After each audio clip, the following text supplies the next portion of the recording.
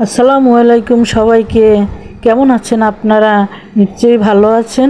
আমিও আপনাদের দোয়ায় নিয়ে আল্লাহর রহমতে অনেক ভালো আছি। ফেসবুকে কাজ করার আগে আমি অনেক ডিপ্রেশনে চলে গিয়েছিলাম। এখন নিশ্চয়ই ফেসবুকে একটু কাজ করে আমার মন মানসিক এবং দিনগুলি ভালোই যাচ্ছে। অবস্থা আমার খুবই খারাপ হয়ে যাচ্ছিল। তখন হাজব্যান্ডের সাথে পরামর্শ নিলাম যে সবসময় ঘরের এ টু জেড কাজ সবই করি, কাজ খুব কম। যেহেতু আমাদের মেম্বারশিপ কম, আমরা ফ্যামিলিতে 3 জন লোক, আমি, আমার ছেলে, আমার হাজব্যান্ড। সারাদিনে হয়তো 3 ঘন্টা কাজ করলেই এনাফ সারাদিনের কাজ আমার। তারপরে আমি নেট নিয়েই থাকতাম, কিন্তু নেট দেখতে দেখতে আমার ব্রেনের কেমন যেন সমস্যা হয়ে যাচ্ছে। তারপরে আমি নিজে নিজে বুদ্ধি করলাম, হাজব্যান্ডকে বললাম যে তার চেয়ে আমি ফেসবুকে কাজ করি, দিনটাও আমার ভালো যাবে, সময়ও ভালো যাবে এবং সামনে কিছু টাকা ইনকামেরও আমার পথ আসবে, আমি এই কাজটা করি। তারপর সেও রাজি হয়ে গেল, তোমার মন মানসিক শরীর স্বাস্থ্য যদি ভালো থাকে তাহলে তুমি কাজটা করো। সত্যিই আমি কাজটা করতেছি এবং আমার হাজব্যান্ডের সাপোর্ট পাচ্ছি।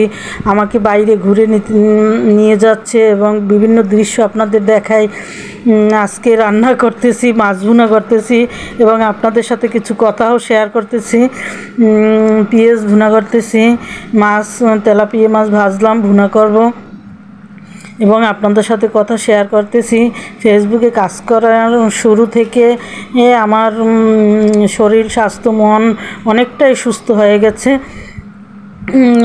দিন যে কোথা থেকে যায় আমি একটু সময় পাই না।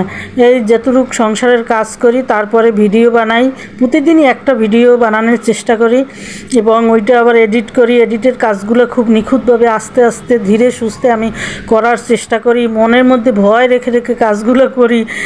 প্রথম নূতন শুরু করেছি তো মনের মধ্যে ভয়, কি কপিরাইট হলো কি না, প্রফেসর আসলো কি না, এই ভয়ে কাজগুলো করতে থাকি। না, ইনশাআল্লাহ এখন পর্যন্ত ভালোভাবেই কাজ চলছে আমার আপনাদের দোয়ায় এবং ভালোভাবে করতেছি। নিশ্চয়ই আপনাদের মোটামুটি ভালোই সাড়া পাচ্ছি। এভাবে আমাকে ভালো সাপোর্ট করবেন, আমার পাশে থাকবেন ইনশাআল্লাহ।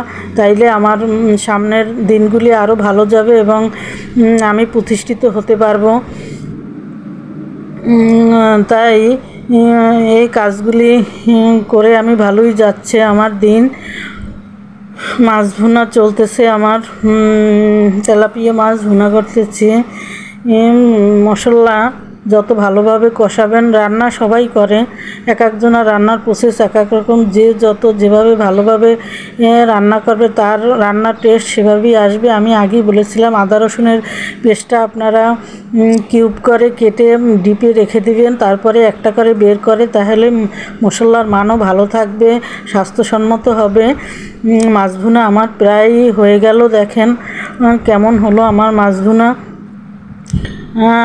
কমেন্ট করবেন, ভালো ভালো কমেন্ট করবেন। আমিও ভিডিও দেখে আপনাদের ভালো কমেন্ট করি। আমিও আশা করি আপনাদের কাছ থেকে আমিও ভালো কমেন্ট পাওয়ার জন্য পরবর্তীতে আবার কোনো নতুন ভিডিও নিয়ে আসব। আমার জন্য দোয়া করবেন যেন ভালো ভালো কাজ আপনাদের উপহার দিতে পারি। এই দেখেন আমার মাছ ভুনা কেমন হলো, নিশ্চয়ই ভালো হয়েছে ইনশাআল্লাহ।